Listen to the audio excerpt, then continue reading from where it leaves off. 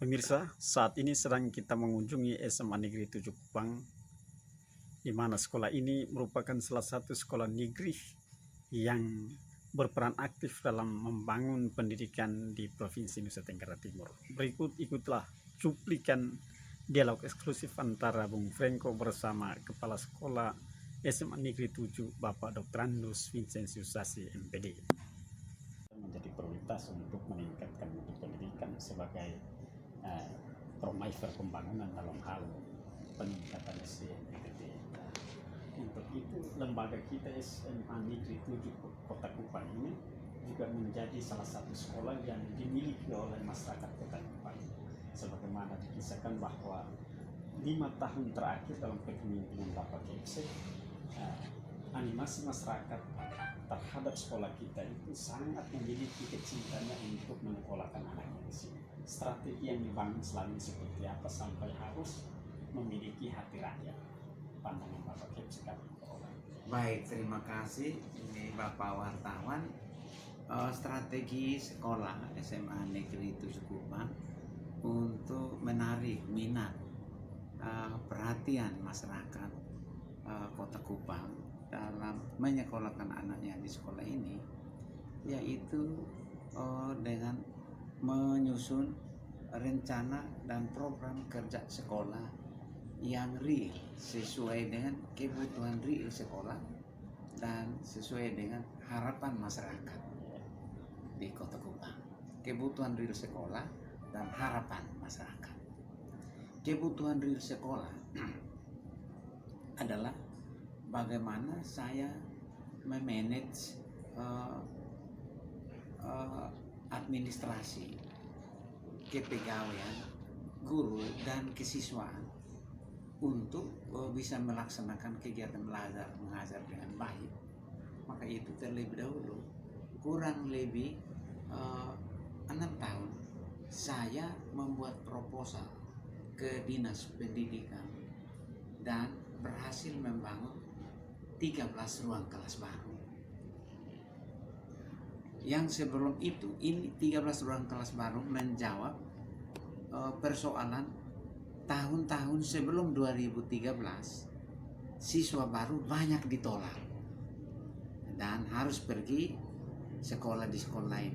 Ketika saya membaca kenyataan real sekolah ini, maka saya tuangkan dalam program membangun ruang kelas. Itu tiap tahun saya programkan, dan puji Tuhan pemerintah Provinsi NTT, dalam hal ini Dinas Pendidikan Provinsi, membantu menyediakan ruang kelas baru untuk SMA 7. Sampai saat ini sudah saya bangun 13 ruang kelas baru untuk 6 tahun yang sudah lalu.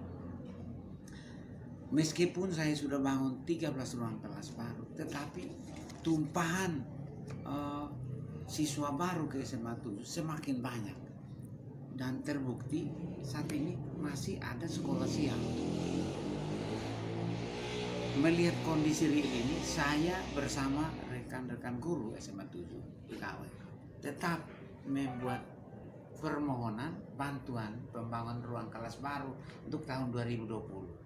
Dan alhamdulillah puji Tuhan, Pak wartawan tadi datang bersama dengan tim dari Dinas Pendidikan Provinsi, utus orang untuk datang melakukan pengukuran, monitoring tentang lahan dibangunnya ruang kelas baru lagi.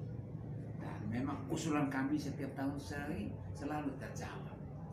Pada kesempatan ini saya sampaikan ucapan banyak terima kasih pada pemerintah provinsi, Bapak Gubernur, Bapak Victor Laiskoda, Bapak Kepala Dinas Pendidikan dan Kebudayaan Provinsi NTT, Bapak Dr. Andus Benyamin Lola MPD, dan seluruh jajarannya yang telah berkenan membantu SMA 7 untuk penambahan ruang kelas baru.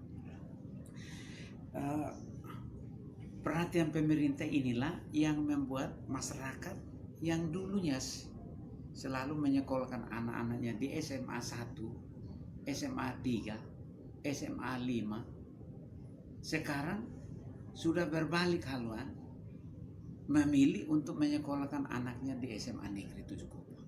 Inilah yang saya mengalami, penambahan siswa baru itu setiap tahun bertambah banyak. Setiap tahun bertambah banyak. Tapi saya manage siswa baru itu. Seluruh siswa SMA 7 itu saya manage secara baik. Sehingga kalau suatu saat semuanya harus sekolah pagi. Karena pendidikan yang efektif, siswa dituntun dan menguasai ilmu pengetahuan dan teknologi hanya bisa itu kalau pagi hari jam 7 sampai dengan jam 1 jam 2. Itu daya dan kemampuan anak menangkap, meresap ilmu pengetahuan itu berkisar di atas dari jam 1, jam 2, jam 3. Itu jam-jam yang artinya ada perjuangan baru bisa terima ilmu pengetahuan, karena jam-jam untuk orang beristirahat, jam-jam orang sudah jenuh, orang sudah kecapean. Itu saya tuangkan dalam banyak program pelayanan kita kepada siswa, betul-betul maksimal. Itulah yang membawa SMA Negeri 7 Kupang pada tahun Desember 2019 tim akreditasi nasional melalui cabang BAN Provinsi NTT melakukan supervisi akreditasi di SMA 7, dan hasilnya kami telah mendapat hasil akreditasi itu. SMA 7 meraih predikat terpuji atau akreditasi A sebagai sekolah terakreditasi A di Kota Kupang, bahkan di Provinsi NTT dengan nilai 97. Ya, 97. Nah, itu apa? Itu beberapa. Nah, kalau melihat nilai ini ya tidak sekedar orang melihat dari permukaan, tapi bahwa ada 129 item yang menyangkut poros sekolah, inti sekolah itu kita melaksanakan dan ada di SMA 7. Dari kegiatan pembelajarannya, dari kegiatan ekstrakurikulernya, dari kegiatan SDM-nya, ya guru-guru dan pegawai, dari sarprasnya, dan semua ada 8 standar, hampir semua terpenuhi di SMA Negeri 7 Kupang. Sampai saat ini untuk data terakhir jumlah siswa kita di sini sebenarnya berapa? Jumlah siswa SMA Negeri 7 Kupang sampai saat ini 1.108 orang. 1.108 orang. 1.100 siswa ya. 1.100 Ini siswa. terbagi dalam berapa rombongan belajar? Terbagi dalam 34 rombongan belajar. 34 rombel. Nah, untuk tenaga pengajar kita, gurunya berapa seluruhnya? Guru ada 78 orang. orang. Ini yang berstatus ASN dan non ASN ada jumlah Yang berstatus ASN ada 42. 42. Selebihnya itu komite. kontrak provinsi 1 orang dan yang lain honor komite. Honor komite. Ya.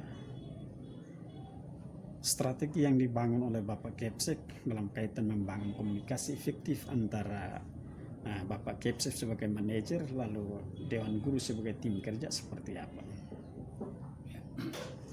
Strategi yang saya bangun untuk mengimplementasikan program menteri terbaru bahwa kepala sekolah itu punya fungsi sebagai manajer, dan guru itu adalah tenaga pengajar, pendidik. Yang saya bangun itu adalah bagaimana menyamakan persepsi program sekolah kita bisa dilaksanakan oleh Bapak Ibu guru di sekolah. Karena itu program yang dibuat itu program apa saja yang mau dilaksanakan, saya undang untuk disamakan persepsinya. Lebih-lebih di awal tahun kita laksanakan kegiatan workshop Ya. atau IHT. Itu tujuannya untuk menyamakan persepsi. Bapak Ibu guru, kita harus siapkan perangkat mengajar semester genap Januari 2020 sampai Juni 2020. Oke, kita duduk per MGMP mata pelajaran. Mata pelajaran bahasa Indonesia dengan guru bahasa Indonesia kelas 1, 2, 3, mata pelajaran matematika dengan guru matematika kelas 1, 2, 3, mata pelajaran bahasa Inggris dengan guru bahasa Inggris kelas 1, 2, 3, duduk sama-sama melakukan pekerjaan persiapan perangkat mengajar. Yang materi kelas 1 tetap dibahas dalam tim MGMP. Materi kelas 2 dan materi kelas 3 oleh tiap mata pelajaran. Lalu kepala sekolah membantu silabus dari BSNP. Guru mengajar harus sesuai dengan indikator standar kompetensi yang diturunkan oleh BSNP. Saya memeriksa perangkat mengajar Bapak Ibu guru. Apakah indikator pengajaran cocok dengan BSNP atau tidak? Nah, itu saya melakukan supervisi. Itu tujuan administrasinya itu. Saya mana perangkat mengajar Bapak Ibu? Di sini Bapak, mari saya beri barang. Saya tanda tangan perangkat mengajar Bapak Ibu, baru Bapak Ibu turun atau masuk mengajar di kelas. Sesudah itu saya ikut lagi ke kelas, supervisi kelas. Saya ikuti bagaimana guru mengajar anak-anak di kelas. Sesudah itu saya beri input, masukan, penguatan, supaya guru tersebut merasa bahwa ada perhatian, dan kalau ada kekurangan metode saya berikan tips-tips yang baik, metode yang baik pada saat mengajar, sehingga bidang yang diajarkan harapannya itu betul-betul anak-anak kita menguasai materi itu, materi yang diajarkan.